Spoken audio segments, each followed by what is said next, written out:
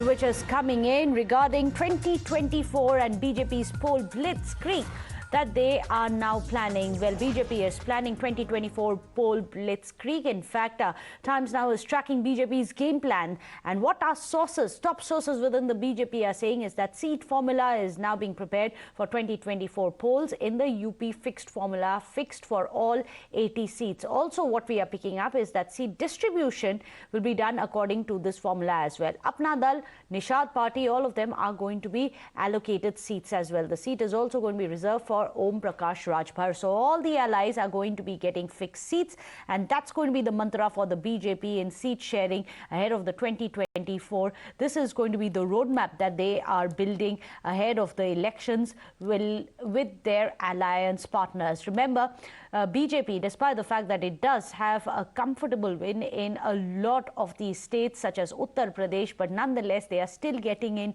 and bringing on board a lot of the other alliance partners, both old as well as new. And this is going to be very interesting because as Yogi Adityanath prepares for the 2024 game of Uttar Pradesh, a blitzkrieg has now been formalized. Sources are telling us that the seat sharing formula for 2024 polls in Uttar Pradesh has already been fixed.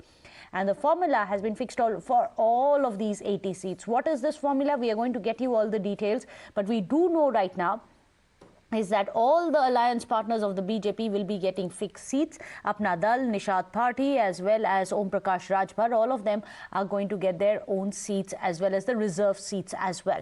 Well, this is going to be very important because BJP has always said that they would like to take along their alliance partners, and there has been a bit of a rumble in the past as well about allocation of seats. Let me go across to Vinod, who's joining us with more details on this.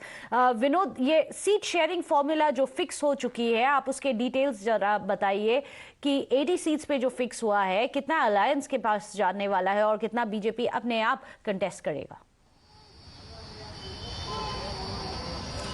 देखिए, sources claim कर रहे हैं कि इस बार उत्तर प्रदेश की 80 सीटों में से 4 सीटें जो है बीजेपी अपने अलायंस को देने वाली है, जिसमें पिछली बार बीजेपी जो है सिर्फ अपना दल से अलायंस किया था 2019 में उत्तर प्रदेश में, और तब अपना दल एस को 2 सीटें मिली थी, जिसमें से अनुप्रिया पटेल और प्रतापगढ़ की सीटें थी। अब कहा जा रहा है कि इस बार बीजेपी 2 और नए सहयोगी को उत्तर प्रदेश में ला रही है।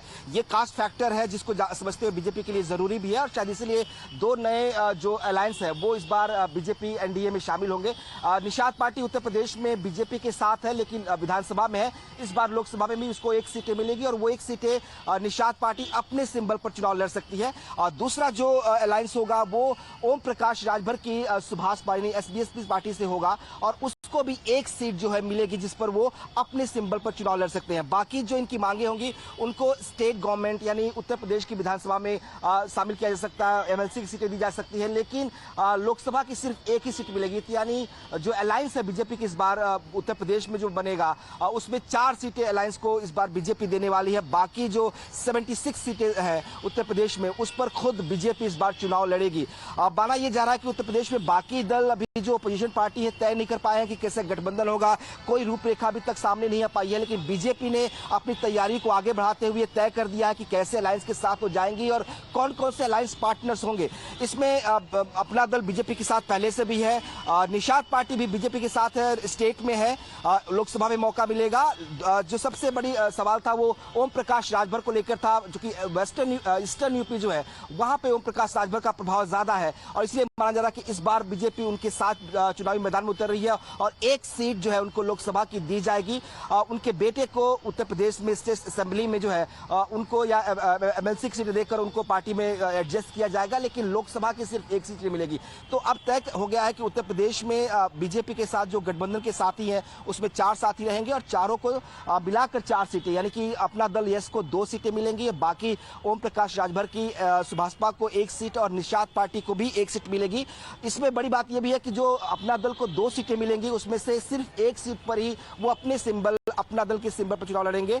बाकी जो दूसरी सीट होगी उस पर कैंडिडेट तो अपना दल का होगा, बट सिंबल जो होगा वो बीजेपी का होगा। तो ये एक सीट शेयरिंग फॉर्मूला बना है, जिस पर लगभग कुछ ही दिन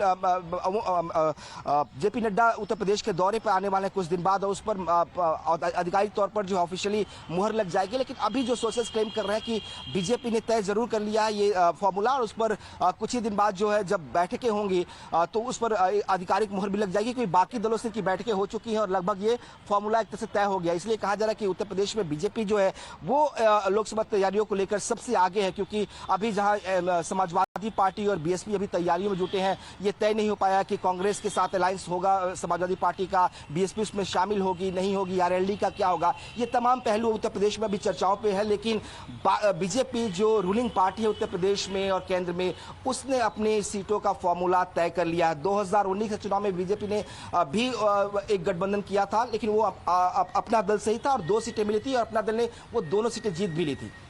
We'll keep trying the developments on that front. This is a very concise update that Vinod is getting us. We'll keep tracking the developments, as Vinod has rightly said. The state of Uttar Pradesh has been really at the forefront of it all in BJP's blitzkrieg for the elections. The preparations here have begun, and even seat sharing formula has already been fixed, even while the others haven't announced and had meetings for all of that.